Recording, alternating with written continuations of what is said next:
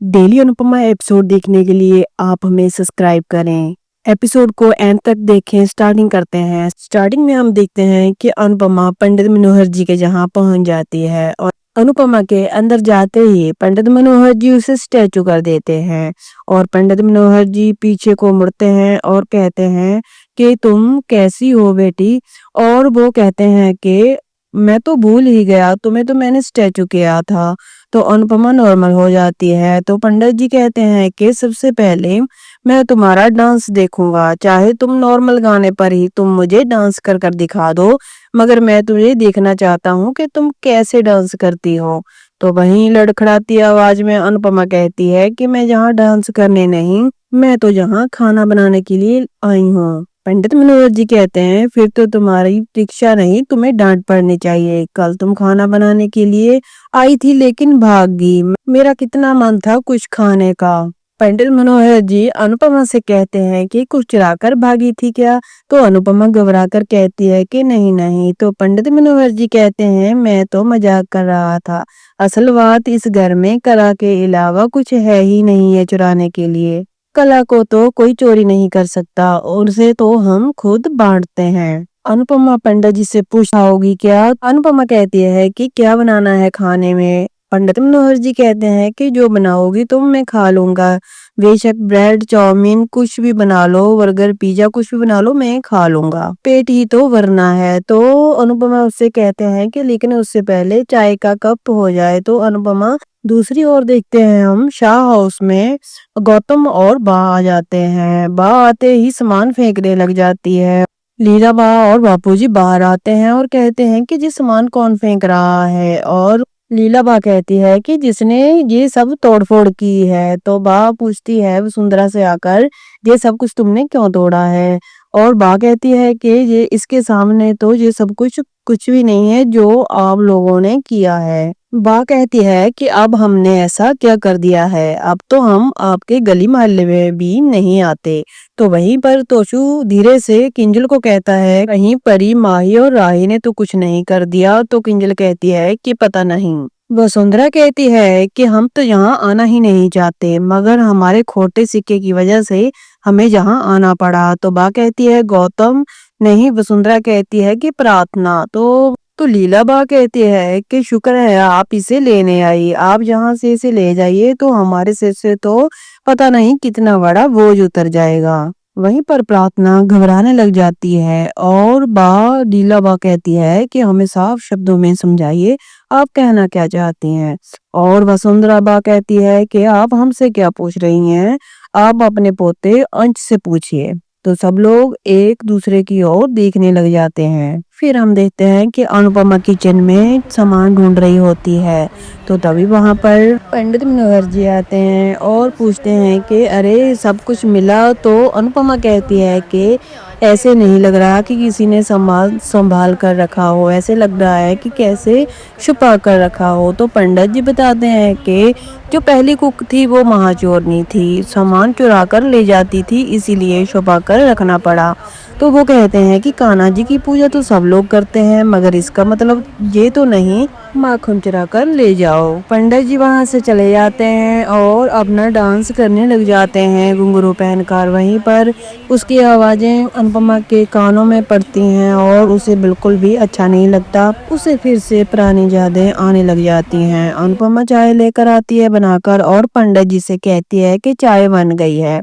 तो पंडित जी कहते हैं कि तुमने अपने लिए चाय नहीं बनाई। तो अनुपमा अनुपमा कहती है कि नहीं। उसी चाय सी प्याली में थोड़ी सी चाय अनुपमा को भी दे देते हैं।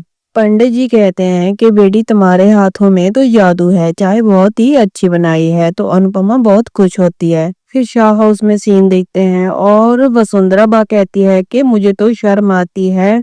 ये बात सब कुछ कहते हुए लीला बा कहती है अगर शर्म आती है तो घूंघट डालकर बोल दो। तो वहीं पर वसुंधरा जी कहती है कि आपको मजाक सूझ रहा है और लीला बा कहती है तो मुझे तो बहुत कुछ सूझ रहा है। वहीं पर गौतम प्रार्थना के पास जाता है और कहता है कि प्रार्थना मुझे तुमसे ये उम्मीद नहीं थी। अंश गौतम के पास आता है और कहता है कि बकवास मत करो, साफ साफ कहो तुम कहना क्या चाहते हो। तो गौतम कहता है कि प्रार्थना प्रेग्नेंट है। तो सभी हैरान हो जाते हैं और गौतम कहता है कि ये बच्चा अंश का है। अंश गौतम का कॉलर पकड़ता है और कहता है कि इतनी गिरी हुई बात करते हुए तुम्हें शर्म नहीं आती। और गौतम कहता है कि किसी की बीवी को प्रेग्नेंट करते हुए तुम्हें शर्म नहीं आई। तो तभी अंश और गौतम हाथापाई हो जाते हैं और वसुंधरा अंश के चांटा टिका देती है और वसुंधरा जी कहती हैं कि आज से प्रार्थना से हमारा कोई लेना देना नहीं है, हम इसकी शक्ल भी नहीं देखना चाहते। और वसुंधरा जी वहां से चली जाती हैं और गौतम अंश को कहता है कि अब देखना मैं तुम दोनों का क्या हाल करता हूँ। फिर हम देखते हैं कि अनुपमा खाना बनाकर पंडित मनोहर जी के लिए ले आती है और अनुपमा पंडित मनोहर जी से पूछती हैं कि खाने से पहले आप कोई दवाई तो नहीं ले रहे। तो अनुपमा आसपास देखती है कि दवाई की शीशी पड़ी होती है और अनुपमा कहती है कि आपने ये दवाई लेनी थी, आप सब कुछ भूल जाते हैं। और पंडित मनोहर जी कहते हैं कि मैं कुछ भी नहीं बोलता। फिर पंडित मनोहर जी अनुपमा से पूछते हैं कि आपने कभी डांस किया है। तो अनुपमा अपने डांस की कुछ मेमोरीज दोबारा याद करने लग जाती है और पंडित जी कहते हैं कि हमारे लिए तो डांस हमारे लिए साधना है और मन की शांति है। पंडित मनोहर जी खाना खाते हैं और उन्हें खाना बहुत ही अच्छा लगता है। फिर हम शाह हाउस में चलते हैं। तो लीलाबा जल्दी से दरवाजा बंद करती है और अंश को कहती है तूने हमारी मिट्टी पलीत कर दी। अरे मैं तो पहले दिन से कह रही थी कि इसमें और प्रार्थना के बीच कुछ ना कुछ तो चल रहा है। मगर अंश शोर मचाता है और कहता है कि मैंने ऐसा कुछ भी नहीं किया।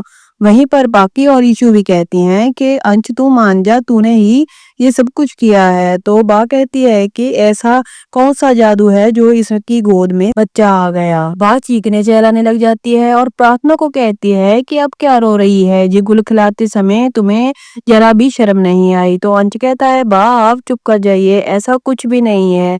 तो वहीं पर सब लोग अंश को दोष दे रहे होते हैं और प्रार्थना का सबर का बांध टूट जाता है और चीखने चिल्लाने लग जाती है और कहती है कि ये बच्चा अंश का नहीं गौतम का है। फिर हम देखते हैं कि अनुपमा काम निपटाकर मनोहर जी से कहती हैं कि अब मैं चलती हूँ, सुबह कितने बजे आऊँ आप मैसेज कर कर बता दीजिए। तो अनुपमा वहां से जाने लगती है और पंडित मनोहर जी उसे आवाज लगाते हैं और कहते हैं कि रुको।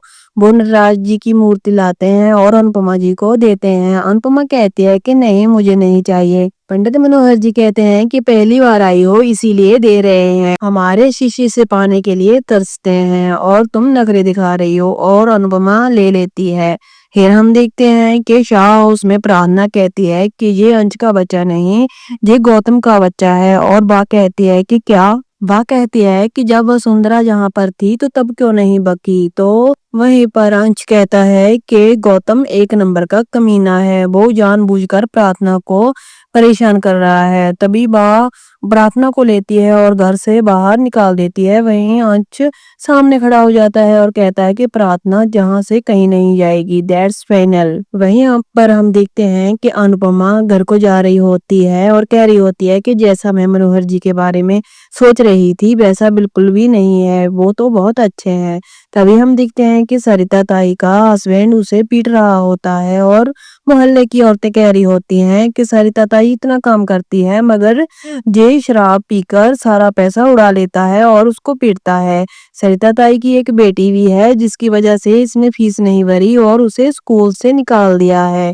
तो अनुपमा भी ये सब बातें सुन रही होती है और अनुपमा जाने ही लगती है उसको पीटने के लिए। और फिर वो सोचती है कि मैं नहीं जाऊंगी, आज अनुपमा तेरी इसी वजह से ये हालत हुई है, तू सबका भला करते करते खुद को भूल गई है। तो तभी अनुपमा पीछे को पैर करती है और फिर हक और सच के लिए जहां जहां लड़ी थी और वो याद कर रही होती है। फिर भी अनुपमा पीछे को पैर करती है और घर के अंदर चली जाती है। तो वहीं पर एपिसोड का एंड हो जाता है। कल का एपिसोड देखने के लिए आप हमें सब्सक्राइब कर लें। कल होगा कि सरिता ताई के हस्बैंड को अनुपमा पीट पीट कर उसका बुरा हाल कर देगी। तो एपिसोड देखने के लिए यहाँ तक आपका धन्यवाद। अलविदा, कल मिलते हैं।